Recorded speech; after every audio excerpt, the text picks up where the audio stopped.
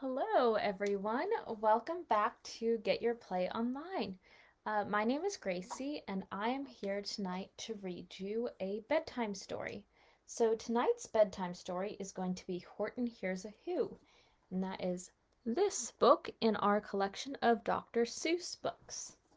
So, um, this is going to be a really fun rhyming book, and it's a pretty popular book, so you've maybe read it before. It's been around a long time, so maybe even your parents read it as kids when they were growing up. So, yeah, ask the adults in your life if they know about Horton Hears a Who, because likely they have read this very book themselves as kids. Okay, let's just get to the front page. Here we go. So, Horton Hears a Who by Dr. Seuss.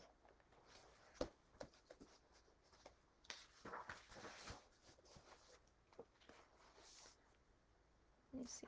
Okay. On the 15th of May, in the jungle of Nool, in the heat of the day, in the cool of the pool, he was splashing, enjoying the jungle's great joys, when Horton the elephant heard a small noise. What do you think the noise could be?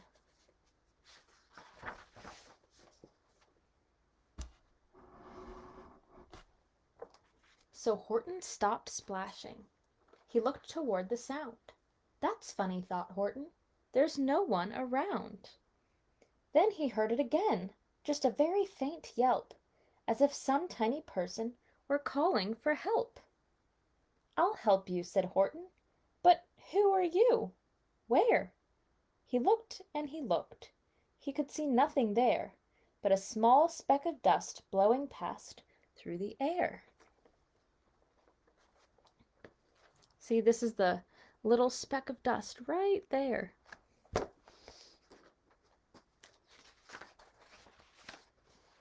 I say, murmured Horton, I've never heard tell of a small speck of dust that is able to yell. So you know what I think? Why, I think that there must be someone on top of that small speck of dust. Some sort of a creature of very small size, too small to be seen by an elephant's eyes. See, there it is again, right next to Horton's eye.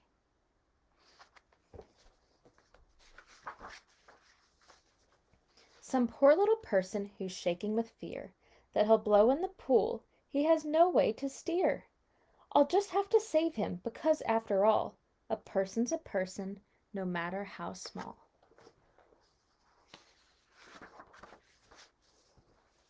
So gently and using the greatest of care, the elephant stretched his great trunk through the air, and he lifted the dust speck and carried it over and placed it down safe on a very soft clover. See?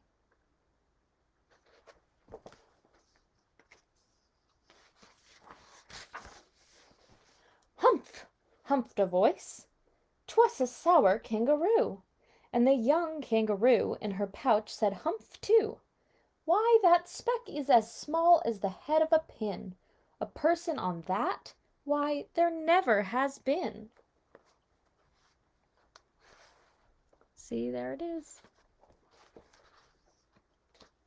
Oh, and this is a kangaroo with a little Joey, which is a baby kangaroo, in its pouch. Believe me, said Horton, I tell you sincerely, my ears are quite keen, and I heard him quite clearly. I know there's a person down there, and what's more, quite likely there's two, even three, even four. Quite likely.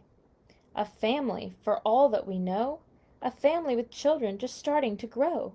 So please, Horton said, as a favor to me, try not to disturb them, just please let them be.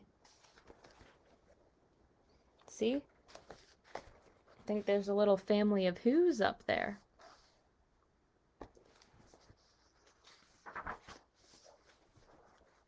I think you're a fool, laughed the sour kangaroo. And the young kangaroo in her pouch said, me too. You're the biggest blame fool in the jungle of Nool, and the kangaroos plunged in the cool of the pool. What terrible splashing! The elephant frowned.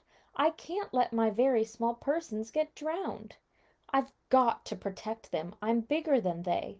So he plucked up the clover and hustled away.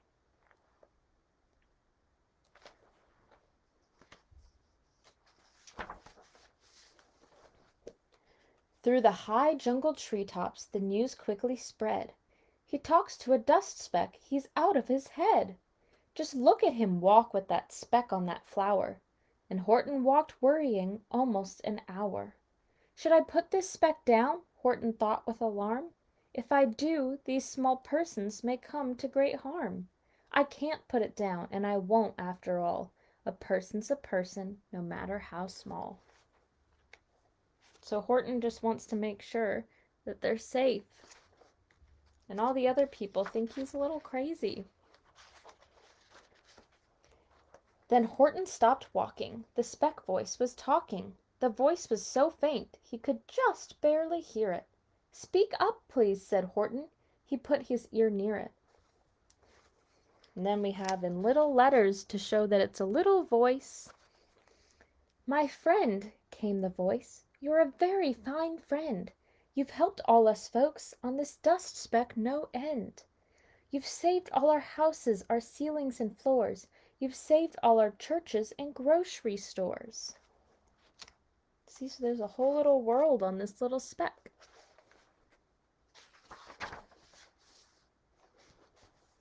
See, and here it's zooming in, and you can see everything going on in their little world. "You mean," Horton gasped, "you have buildings there too?" And then here we have the little voices again. "Oh yes," piped the voice, "we most certainly do." "I know," called the voice, "I'm too small to be seen, but I'm mayor of a town that is friendly and clean. Our buildings to you would seem terribly small, but to us who aren't big they are wonderfully tall. My town is called Whoville, for I am a Who, and we Whos are all thankful and grateful to you." And Horton called back to the mayor of the town, "You're safe now, don't worry, I won't let you down."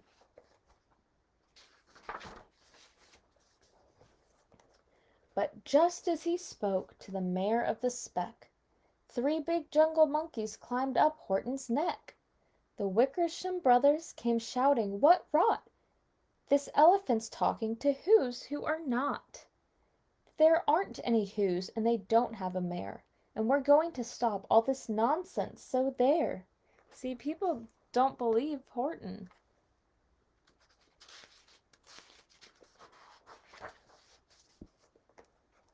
They snatched Horton's clover, they carried it off to a black-bottomed eagle named Vladikoff, a mighty strong eagle of very swift wing, and they said, "Will you kindly get rid of this thing?" And before the poor elephant even could speak, that eagle flew off with the flower in his beak. Look at Horton, he's so worried because this creature, this eagle, I think, has flown off with the tiny little Whos here.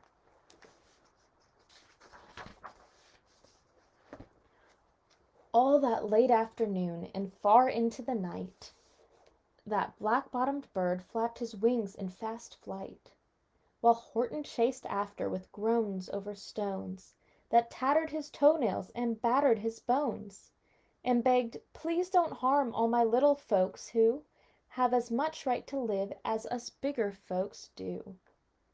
But far, far beyond him that eagle kept flapping, and over his shoulder called back, "Quit your yapping! I'll fly the night through, I'm a bird, I don't mind it, and I'll hide this tomorrow where you'll never find it." Horton is looking for his little Who friends. He spent all night looking for them. And at 6:56 the next morning he did it. It sure was a terrible place that he hid it. He let that small clover drop somewhere inside of a great patch of clovers 100 miles wide. find that," sneered the bird, "but I think you will fail." And he left with a flip of his black-bottomed tail. Look at this, the bird is being so mean to Horton, he dropped this clover in a field filled with tons of other clovers that look just like it. So he's trying to make things very difficult for Horton to find his friends. "I'll find it," cried Horton. "I'll find it or bust. I shall find my friends on my small speck of dust." And clover by clover by clover with care, he picked up and searched them, and called, "Are you there?" But clover by clover by clover he found that the one that he sought for was just not around. And by noon poor old Horton, more dead than alive, had picked, searched, and piled up 9,005. That is a lot of clovers. Look how many he's been going through. We've got piles over here. Horton is getting very tired. Then, on through the afternoon, hour after hour, till he found them at last, on the 3,000,000th flower. "My friends," cried the elephant, "tell me, do tell, are you safe, are you sound, are you whole, are you well?"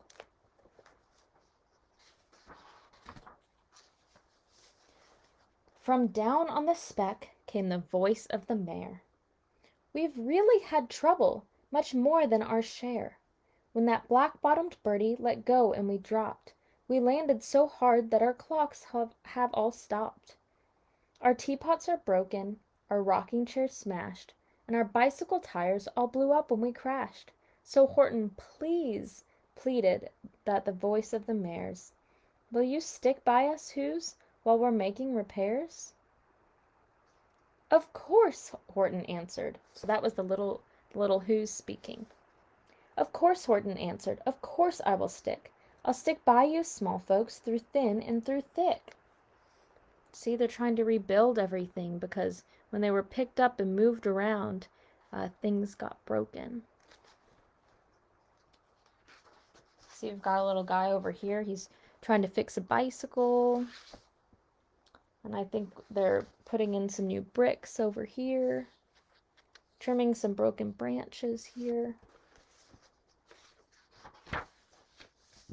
"Humph!" humphed a voice. "For almost 2 days you've run wild and insisted on chatting with persons who've never existed. Such carryings on in our peaceable jungle. We've had quite enough of your bellowing bungle. And I'm here to state," snapped the big kangaroo, "that your silly nonsensical game is all through." And the young kangaroo in her pouch said, "Me too." See, these are all the people who think Horton is just a bit crazy.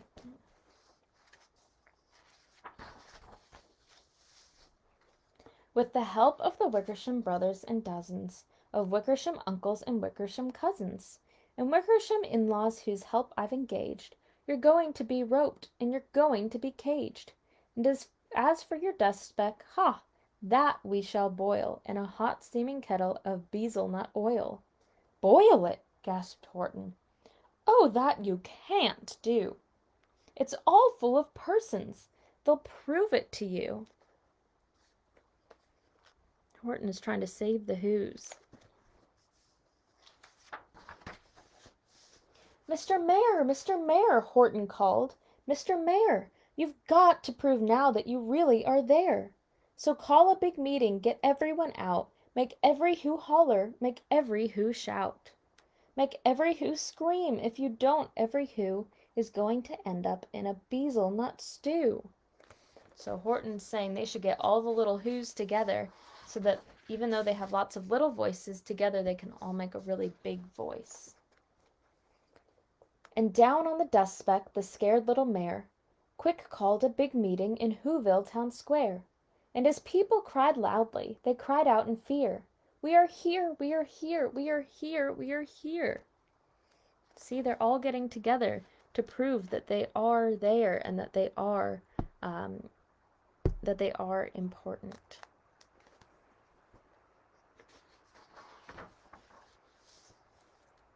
The elephant smiled. That was clear as a bell. You kangaroo surely heard that very well. All I heard, snapped the big kangaroo, was the breeze, and the faint sound of wind through the far distant trees. I heard no small voices, and you didn't either. And the young kangaroo in her pouch said, Me neither. So Horton's trying to save the Who's by making sure that their voices are heard, so that the other people believe that they're real. Grab him, they shouted, and cage the big dope. Lasso his stomach with 10 miles of rope. Tie the knots so tight he'll never shake loose. Then dunk him in the bezelnut juice. Horton fought back with great vigor and vim, but the Wickersham gang was too many for him. They beat him, they mauled him, they started to haul him into his cage, but he managed to call to the mayor, Don't give up, I believe in you all. A person's a person, no matter how small. And you very small persons will not have to die if you make yourselves heard, so come on now and try. All right, so the Who's are putting in another effort, and they need their voices to be heard. The mayor grabbed a tom-tom, he started to smack it, and all over Whoville they whooped up a racket. They rattled tin kettles, they beat on brass pans, on garbage pail tops and old cranberry cans. They blew on bazookas and blasted great toots, on clarinets, oompas, and boombas, and flutes. Great gusts of loud racket rang high through the air. They rattled and shook the whole sky. And the mayor called up through the howling mad hullabaloo. And here's the mayor talking. Hey, Horton, how's this? Is our sound coming through? And Horton called back. I can hear you just fine, but the kangaroo's ears aren't as strong quite as mine. They don't hear a thing. Are you sure all your boys are doing their best? Are they all making noise? Are you sure every Who in Whoville is working? Quick, look through your town. Is there anyone shirking? So he's trying to figure out if there's anyone who's not participating because they need all their voices. Through the town rushed the mayor from the east to the west, but everyone seemed to be doing his best. Everyone seemed to be yapping or yipping. Everyone seemed to be beeping or bipping. But it wasn't enough, all his ruckus and roar. He had to find someone to help him make more. He raced through each building, he searched floor to floor. So the mayor is making sure that everyone is out and making some noise. And just as he felt he was getting nowhere, almost about to give up in despair, he suddenly burst through a door, and that mayor discovered one shirker quite hidden away in the Fairfax Apartments, apartment 12J. A very small shirker named Jojo was just standing and bouncing a yo-yo, not making a sound, not a yip, not a chirp. And the mayor rushed inside, and he grabbed the young twerp. So this little guy here, he wasn't making any noise with everyone else, so the mayor had something to do about it. And he climbed with the lad up the Eiffelberg Tower. And here's the mayor talking. This, cried the mayor, is your town's darkest hour, the time for all Who's who have blood that is red, to come to the aid of their country, he said. We've got to make noises in greater amounts, so open your mouth, lad, for every voice counts. Thus he spoke as he climbed. When they got to the top, the lad cleared his throat, and he shouted out, Yop!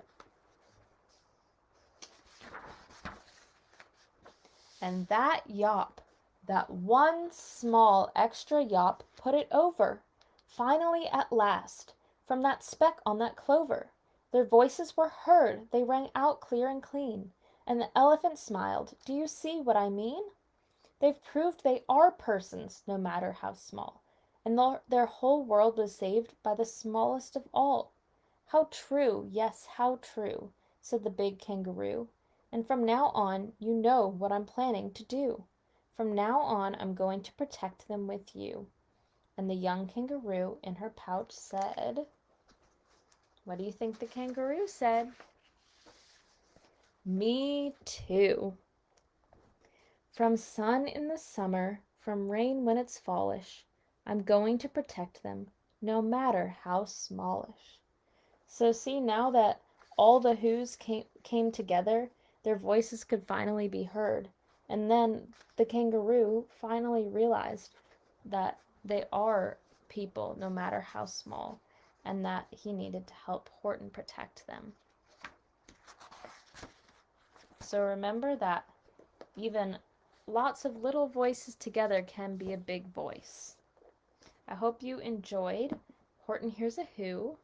I love that book very much, and I hope you did too. So have a really great night. I hope you sleep well, and I will see you next week for another Dr. Seuss book. So we have, I think, one more. So have a great night, and see you then.